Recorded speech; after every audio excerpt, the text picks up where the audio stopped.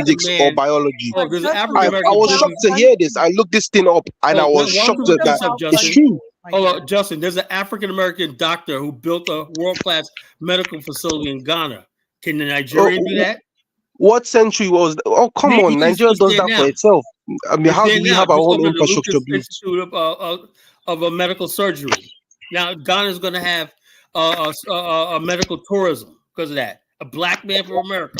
Can a Nigerian do that? No. Can you guys do Actually, yes, anything multiple Nigerians have done such things. Hold on, it's not a fight between black Americans and Nigerians. I'm No, trying to you point made out it a something. fight. You made it a fight, and you'll fight. You're Oh gonna my lose. God, this You're gonna lose all the time. okay, You go fine. up against us. I'm sorry if it hurts your feelings, but can I continue? I need to You land live in before the you. British. You should be going away from the British. You speak know, the English. bottom line is you got to go Can he to finish? the UK. Can he please finish, Your Kyle? country can't Kyle, produce anything. Kyle, let him finish, Kyle. Go ahead, Justin.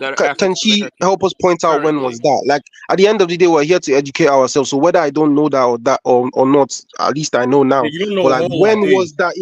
It's good we find out when Okay, was that, because if it's something that happened Zoom, in 1836, it big doesn't deal. really matter at this point. It's Zoom, Yeah, but bro. Zoom. if that's Zoom. You know what okay, if Zoom that's is? your Zoom. that's your thing, Zoom. It then we does could matter. judge If you it's by in the the fact that 1950s, you Oh, guys she's haven't talking even about finished the Zoom, the 60 lady years and you who haven't built invented anything. Zoom or Matter. something.